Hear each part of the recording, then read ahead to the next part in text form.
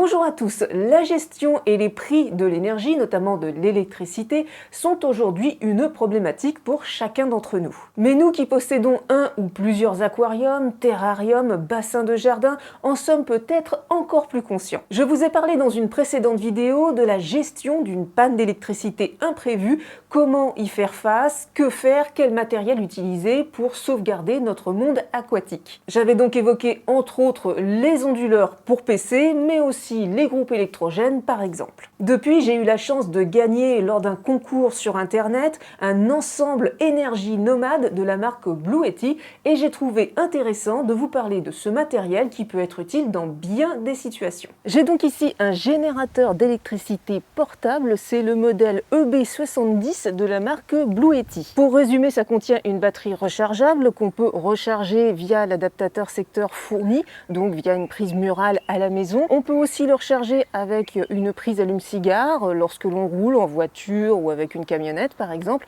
Et puis selon moi l'option la plus intéressante, c'est la recharge avec des panneaux solaires, panneaux que vous pouvez voir derrière moi. Je vous détaille un petit peu l'inconnectique de l'EB70. Donc on a deux prises électriques classiques 220 volts, donc on peut brancher ce qu'on veut dessus, avec une prise terre ou sans prise terre. Ça ne doit pas dépasser par contre 1000 watts, donc si vous avez par exemple un chauffage qui fait 1500 watts, ça va se mettre en sécurité et ça ne fonctionnera pas.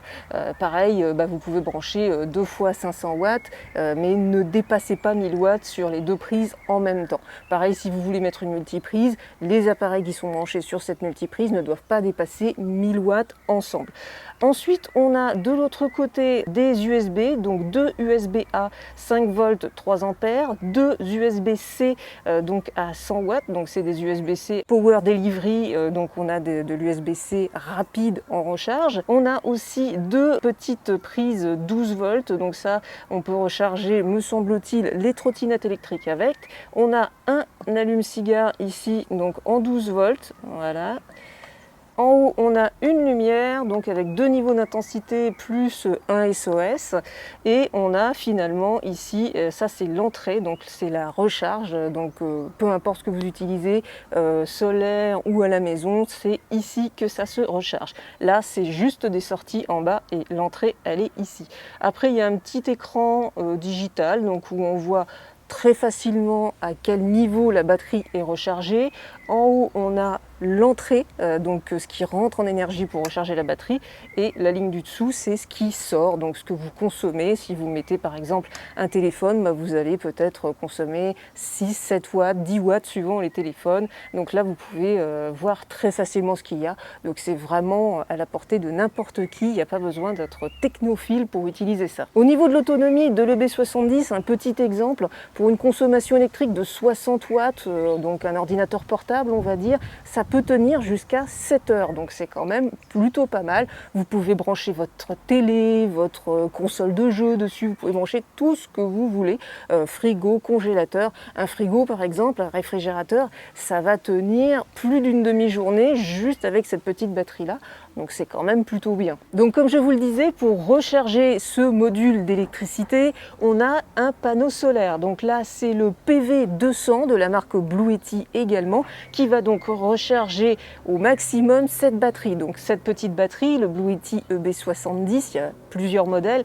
Donc celui-ci, il accepte 200 watts maximum. Donc le panneau solaire qui est derrière moi, le PV200, c'est un panneau solaire de 200 watts maximum. Donc c'est vraiment ce qu'il y a de plus adéquat pour ce modèle-là. La particularité de ce panneau solaire, le PV200, c'est que c'est un panneau solaire pliable. Donc c'est super, on peut l'emmener un peu partout du moment qu'on a un véhicule, parce que ça pèse quand même 7,5 kg, mais ça envoie quand même 200 watts. Donc c'est un beau panneau solaire. Et le gros avantage, donc c'est pliable, c'est transportable, et aussi comme ce n'est pas une installation fixe, il n'y a pas de déclaration à faire et vous pouvez le poser où vous voulez, au sol ou sur le pare-brise de votre véhicule. Vous pouvez le mettre sur votre balcon si vous êtes plein sud. Bref, ça se met vraiment là où on veut. C'est hyper facile à plier et à déplier. Il y a 3 pieds réglables à l'arrière pour régler l'inclinaison. Les câbles sont déjà fournis, prêts à l'emploi. Donc c'est des MC4. C'est le standard pour tout ce qui est panneaux solaires et c'est compatible avec une grosse majorité de ce type de batterie rechargeable, portable ou non. Un autre avantage que je vois aux panneaux solaires pliables, c'est qu'ils sont à l'abri des intempéries parce que évidemment moi je les sors que quand il y a du soleil ou en tout cas quand le temps est dégagé parce que ça marche quand même avec un petit peu de nuages, ça va fonctionner quand même, on va avoir un peu moins d'électricité mais ça va fonctionner quand même. Mais évidemment quand il pleut, quand il gèle, quand il fait trop froid, je les laisse à la maison, comme ça ils ne s'abîment pas, ils vont durer plus longtemps. Du coup avec ces panneaux solaires pliables, eh bien je peux recharger mon EB70, ma batterie portable n'importe où, que je sois chez moi ou que je sois en déplacement dans la nature. C'est vraiment une solution nomade, alors que vous fassiez du camping, que vous partiez en pique-nique, que vous alliez à la pêche, que vous fassiez du airping, que vous ayez un camping-car, que vous fassiez du van life, etc. etc. Peu importe votre mobilité, ça peut vous accompagner partout à partir du moment où vous avez un véhicule. Parce que oui, je le disais, c'est quand même un petit peu lourd. Ça pèse 9 kg et les panneaux 7 kg et demi. Donc c'est quand même pas léger, mais à partir du moment où vous avez un véhicule, il n'y a pas de problème, ça peut vous suivre partout et ça permet de recharger plein de choses. Moi notamment qui suis vidéaste et un petit peu photographe, eh bien ça me permet de recharger mon ordinateur portable, mon téléphone portable, mes batteries de mes caméras, de mes appareils photo et plein d'autres choses, par exemple la glacière, voilà, plein de choses. Ça peut alimenter presque tout ce que vous voulez, tout ce qui a une prise de 120 volts, tout ce qui a une prise USB-A ou USB-C et même le téléphone portable, c'est pratique. Sur le dessus, il y a une petite plaque d'induction. Il suffit de poser le téléphone, d'allumer cette partie-là qui va tout de suite charger mon téléphone. Donc voilà, je peux charger mon téléphone pendant que je charge mon ordinateur portable, pendant que quelque chose utilise les prises de 120 volts, je peux tout faire en même temps. Je peux aussi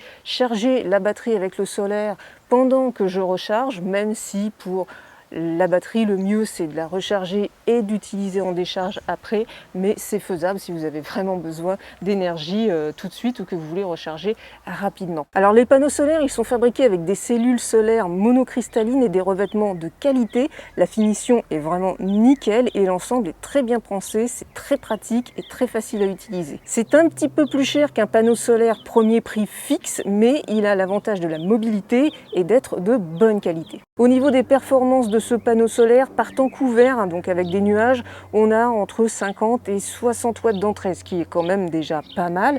Par beau temps, on a 160 à 180 watts, donc c'est vraiment excellent et ça recharge assez vite. Le B70 peut être rechargé en 3 à 4 heures juste avec ces panneaux solaires PV200, donc c'est vraiment bien parce qu'en fait c'est les mêmes performances que si je le recharge à la maison avec une prise de 120 volts, c'est 3-4 heures également. Alors à quoi ça me sert à moi pour mes aquariums et mes bassins notamment? Alors déjà ça me sert en mobilité quand je vais faire des photos ou des vidéos dans la nature. À la maison ça me sert de backup. Donc si j'ai une coupure d'électricité, eh bien je vais pouvoir aller brancher une multiprise d'un ou plusieurs aquariums et faire fonctionner l'éclairage, les filtres, les pompes à air, etc.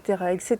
J'ai fait des tests en situation avec des aquariums de petite taille et de grande taille et ça tient quand même relativement bien. Et par rapport au prix d'un onduleur PC, eh bien c'est assez équivalent au niveau de l'autonomie pour ce que ça pompe avec des aquariums. Donc je trouve que c'est une solution qui est plutôt pas mal. Le petit inconvénient par rapport à un onduleur de PC pour les aquariums, c'est que ça ne va pas prendre automatiquement le relais en cas de coupure électrique parce que forcément c'est mobile, donc c'est pas toujours branché au bon endroit et puis il faut quand même l'activer. Mais si vous êtes chez vous, coupure d'électricité, tac, vous branchez votre aquarium, votre multiprise et vous avez tout qui refonctionne entre 3 heures, 3 heures et demie pour un gros bac jusqu'à une demi-journée, voire une grosse journée pour un nano aquarium. Sur un aquarium d'environ 100 litres, eh bien, on peut tabler à peu près sur du 6 heures d'autonomie, peut-être 5 heures. Après, c'est vraiment en fait dépendant du chauffage, qui va s'allumer beaucoup ou pas. Je peux aussi m'en servir pour faire fonctionner une ou plusieurs pompes à air de belle taille quand je fais des trajets avec des poissons sensibles, par exemple. Les petites pompes à air à pile, c'est pas toujours très costaud. Donc là, je peux utiliser des pompes à air classiques que je branche sur le 220 et on est parti comme ça pour faire une demi-journée, traverser la France et il n'y aura pas de problème, les pompes à air, elles fonctionneront toujours à l'arrivée. Encore une fois, exemple, si j'ai une coupure d'électricité, eh bien moi je brancherai mon réfrigérateur combiné avec mon congélateur pour ne pas perdre la nourriture vivante de mes poissons. Évidemment ma nourriture aussi, mais du coup je ne vais pas perdre mes petits cubes de nourriture congelée entre autres. Donc c'est plutôt une solution de secours et je pourrais même brancher mon réfrigérateur et un aquarium en même temps parce que la consommation ne va pas dépasser les 1000 watts. Donc c'est vraiment très versatile. Alors j'anticipe un petit peu la question, comme je suis pas trop loin de mon bassin, est-ce qu'on peut utiliser ça pour alimenter le filtre d'un bassin ou la pompe à eau d'un bassin? Oui, c'est possible, mais vous n'allez pas pouvoir le faire à journée faite. Vous n'allez pas laisser tout ça en place pour faire fonctionner le filtre et la pompe à eau en permanence sur votre bassin. Pourquoi? Eh bien parce que ça reste une batterie qu'il faut recharger au solaire, donc il va falloir laisser le panneau en fixe quelque part. C'est faisable, mais à un moment donné, la batterie, elle va très certainement se décharger beaucoup plus vite que ça va se charger. Donc c'est pas quelque chose fait pour l'extérieur comme ça en fixe pour rester vraiment tout le temps en demande d'énergie. Alors en ce qui concerne les tarifs, le B70, donc la petite batterie nomade, elle coûte aux environs de 700 € en sachant que chez Blue Yeti sur leur site il y a très souvent des promotions. Là on va arriver en été, c'est bientôt les vacances, il y a plein de promotions. On peut aussi en gagner assez souvent sur internet. Moi ça a été mon cas, j'en ai gagné un lors d'un concours Blue Yeti, donc je suis très contente de l'avoir gagné. Je m'en sers tous les jours. C'est très important d'ailleurs de vous servir de ce genre de matériel quand vous en avez, ne pas se dire je vais économiser la batterie. Pour rentabiliser un achat de matériel solaire notamment, il faut s'en servir au maximum. Donc voilà, à peu près 700 € par rapport au prix d'un onduleur avec des capacités de batterie identiques, c'est dans les prix. C'est pas excessif, mais moi je trouve que c'est beaucoup plus pratique parce que c'est portable. Et puis son compagnon, le panneau solaire PV200 de chez Blue Yeti, lui il coûte environ 450 €. Là encore, il y a souvent des promotions où vous pouvez encore une fois en gagner assez souvent sur le site directement de Blue Yeti. D'ailleurs je vous mets dans la description les liens directement vers ces produits-là. Le site de Blue Yeti, vous allez voir, il y a une gamme complète, il y en a des plus petits un peu moins chers, et il y en a des plus gros un peu plus cher, mais là c'est un bon compromis ces deux-là, donc on peut faire plein de choses, on n'est pas trop limité, donc c'est plutôt pas mal. Pour conclure, si vous souhaitez vous orienter vers des solutions solaires et que vous n'êtes pas trop bricoleur et que vous ne voulez pas faire de déclaration en mairie pour installer des panneaux solaires fixes, parce que oui, il y a des déclarations à faire quand on installe des panneaux solaires sur le toit ou en hauteur sur la façade de la maison, eh bien ces solutions portables, ces solutions nomades, je les trouve plutôt pas mal. C'est facile d'utilisation, il n'y a pas besoin d'être un génie, il suffit de clipper deux fils ensemble et c'est parti. C'est vraiment très simple d'utilisation. On peut les utiliser partout, ça marche vraiment très bien, c'est efficace, il y a une bonne autonomie.